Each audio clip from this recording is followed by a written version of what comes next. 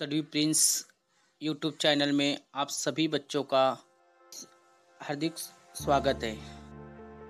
आज हम विषय हिंदी उसमें उपघटक विज्ञापन लेखन कक्षा 8वीं 9वीं 10वीं आप लोगों को कक्षा 8वीं से ही विज्ञापन लेखन लिखना कृति पत्रिका में प्रश्न आता है। तो आज हम विज्ञापन लेखन किस तरह से लिखते हैं, विज्ञापन के प्रकार क्या है, इसके बारे में आज हम मालूमात हासिल करेंगे। विज्ञापन लेखन सीखे इस वीडियो में हम देखेंगे। मैं AB तडवी सर, BMC शिक्षक, मुंबई। प्रश्न चौथा दूसरा, आपकी 9वीं 10वीं की जो कृति पत्रिका यानी सवालिया पर्चा होगा, इसमें अगर आप देखेंगे कि सवाल नंबर 4 का दूसरा में पहला जो घटक होता है वो है कहानी लेखन। आपको मुद्दे दिए जाते हैं, उन मुद्दों पे आपको कहानी लिखना पड़ती है। दूसरा घटक है गद्य आकलन प्रश्न निर्मिति, यानी आपको एक परिच्छेद दिया गया होता है, उसमें से आपको 4 प्रश्न तैयार करना होते हैं। और तीसरा जो है वो है विज्ञापन लेखन, यानी आपको एक इश्तिहार बनाना है, एडवर्टाइजमेंट। तो ये तीनों घटक प्रश्न क्रमांक चौथे का आ का दूसरे में पूछे जाते हैं। अगर आपको तीनों में से कोई एक करना पड़ता है, तो तीनों घटकों में से आज हम विज्ञापन लेखन सीखेंगे कि विज्ञापन लेखन किस तरह से तैयार करते हैं। विज्ञापन लेखन, पहले विज्ञापन लेखन की परिभाषा समझ लेते हैं। विज्ञापन लेखन क्या है? विज्ञापन शब्द वि उपसर्ग तथा ज्ञापन शब्दों से जोड़कर बना है, यानी विज्ञापन में जो ये वि शब्द है ये क्या है? ये उपसर्ग है, ज्ञापन शब्दों को वि जोड़ा हुआ है। वि का अर्थ है विशेष। वि का अर्थ क्या है? विशेष। विज्ञापन में वि का अर्थ है विशेष।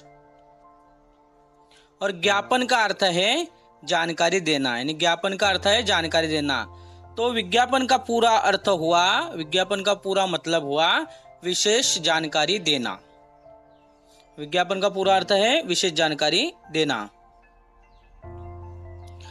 विज्ञापन, विज्ञापन यानी एड क्या है, इसे देखते हैं अभी हम। किसी वस्तु के विषय में जानकारी देना विज्ञापन कहलाता है, यानी किसी चीज के बारे में मालूमात देना इश्तिहार कहलाता है। विज्ञापन लेखन करते समय निम्न मुद्दों की ओर ध्यान दें, यानी जब हम इश्तिहार लिखेंगे, विज्ञापन बनाएंगे, तो हमको कुछ मुद्दों को ध्यान में रखना चाहिए कि इश्तिहार लिखते वक्त दर्जजील नुकात को जहन नशीन कीजिए, या इश्तिहार लिखते वक्त दर्जजील नुकात को जहन में रखें। सबसे पहला मुद्दा है कम से कम शब्दों में अधिक आशय व्यक्त हो, यानी कम से कम अल्फाज में ज्यादा से ज्यादा माने का इजहार करे। दूसरा मुद्दा है विज्ञापन की ओर सभी का ध्यान आकर्षित हो, अंत शब्द रचना भाषा शुद्ध हो, यानी हमको विज्ञापन ऐसे तैयार करना है जिससे सबका ध्यान हमारे तरफ आकर्षित हो। उसकी जो शब्द रचना है, यानी जो शब्द रचना और शुद्ध भाषा है, यानी हमको आसान जबान में, सिंपल जबान में, सरल भाषा में हमको विज्ञापन तैयार करना है। तीसरा मुद्दा है जिसका विज्ञापन करना है उसका नाम स्पष्ट और आकर्षक ढंग से अंकित हो, यानी इश्तिहार देने वाले शख्स का नाम वाजिया और पुरकशिश होना चाहिए। मुद्दा है विषय के अनुरूप रोचक शैली हो, अलंकारिक काव्य में प्रभावी शब्दों का उपयोग करते हुए विज्ञापन अधिक आकर्षक बनाए। चौथा मुद्दा है ग्राहकों की बदलती रुचि, पसंद, आदत, फैशन एवं आवश्यकताओं का प्रतिबिंब विज्ञापन में परिलक्षित होना चाहिए। चौथा मुद्दा है विज्ञापन में उत्पाद की गुणवत्ता महत्वपूर्ण होती है, अंत छूट का उल्लेख करना हर समय आवश्यक नहीं है। यानी जब आप कोई इश्तेहार बनाएंगे तो उसमें बार बार जिक्र ना करें, किसका, छूट का। उसके बाद विज्ञापन में संपर्क स्थल का पता, संपर्क, मोबाइल नंबर, ईमेल आईडी का स्पष्ट उल्लेख करना आवश्यक है। इश्तेहार में राब्ते जगह का पता, मोबाइल नंबर, ईमेल आईडी का वाज़ेह तौर पर जिक्र करना जरूरी है। उसके बाद का जो मुद्दा है वह विज्ञापन केवल पेन से ही लिखे। यानी जब आप इश्तेहार बनाएंगे, ऐड बनाएंगे तो सिर्फ आपको पेन का ही इस्तेमाल करना है। पेंसिल, स्केच पेन का उपयोग ना करें। यानी पेंसिल और जो स्केच पेन होता है उसका इस्तेमाल हमको विज्ञापन लेखन करते समय नहीं करना है। अगला मुद्दा, चित्र डिजाइन बनाने की आवश्यकता नहीं है। जब आप विज्ञापन तैयार करेंगे, इश्तेहार बनाएंगे तो उस वक्त आपको चित्र या डिजाइन बनाने की कोई आवश्यकता नहीं है। आप आकर्षित के लिए बना सकते हो मगर उस पर कोई आपको मार्क्स नहीं मिलेगा। विज्ञापन की शब्द मर्यादा 50 से 60 शब्दों तक अपेक्षित है। यानी सिर्फ हमको 50 से 60 अल्फाज में ही हमारा इश्तिहार है वो मुकम्मल करना है। विज्ञापन में आवश्यक सभी मुद्दों का समावेश हो। यानी विज्ञापन में इश्तिहार में तमाम जरूरी मसाइल का इहाता करना चाहिए। यानी जो मुद्दे हैं उनको हमको उसमें समावेश करना चाहिए। विज्ञापन 3 प्रकार के होते हैं। इश्तिहार कितने प्रकार के होते? 3।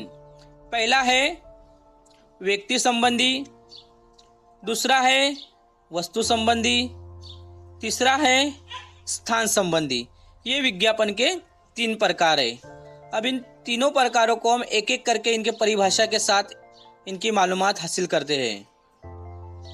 पहला है व्यक्ति संबंधी। व्यक्ति संबंधी विज्ञापनों का उद्देश्य किसी कार्य या किसी पद पर नियुक्ति के लिए योग्य व्यक्ति की खोज करना होता है। ऐसे विज्ञापन आया चौकीदार, सेल्समैन, रसोइया, मैकेनिक, इलेक्ट्रीशियन, शिक्षक, मैनेजर आदि के बारे में होते हैं। ये विज्ञापन प्राय अखबारों में दिए जाते हैं। व्यक्ति संबंधी जो विज्ञापन होते हैं, जो इश्तिहार होते हैं, वो अखबारों में दिए जाते हैं। इसके बाद में जो दूसरा है वह है वस्तु संबंधी। विज्ञापन का दूसरा प्रकार है वस्तु संबंधी। वस्तु व सेवा संबंधी विज्ञापनों में किसी विक्रय योग्य वस्तु सेवा के बारे में आकर्षक जानकारी देकर उसे खरीदने के लिए लोगों को ललचाया जाता है। ऐसे विज्ञापन अखबार, रेडियो, टेलीविज़न और इंटरनेट पर प्रसारित होते हैं। इनमें केश तेल, शैम्पू, साबुन, पाउडर तथा खाद्य पदार्थों से लेकर व्यायामशाला, स्वास्थ्य शिविर, फर्नीचर, मोबाइल, कंप्यूटर, कपड़े, गहने और नई नई वस्तुओं तक के विज्ञान शामिल होते हैं। वस्तु संबंधी में इस तरह से ये जो ऐड है वस्तु संबंधी, ये कहाँ मिलती है हमको? मोबाइल, इंटरनेट, कंप्यूटर पर ज़्यादातर ये ऐड हमको देखने को मिलती है। इसके बाद में स्थान संबंधी विज्ञापन का जो आखिरी प्रकार है, तीसरा प्रकार है, वह है स्थान संबंधी। स्थान संबंधी विज्ञापनों में मकान, फ्लैट, दुकान आदि को लिया या किराए पर देने, बेचने, खरीदने से संबंधित विज्ञापन शामिल होते हैं। तो ये थी तीसरी विज्ञापन का प्रकार। ये किसी जगह, वस्तु, चीज के स्थान संबंधी ये विज्ञापन मकान या फ्लैट या दुकान के बारे में आदि लिया जाता है। अब इसके बाद में हम एक ऐड बनाकर मैं आपको दिखाता हूँ।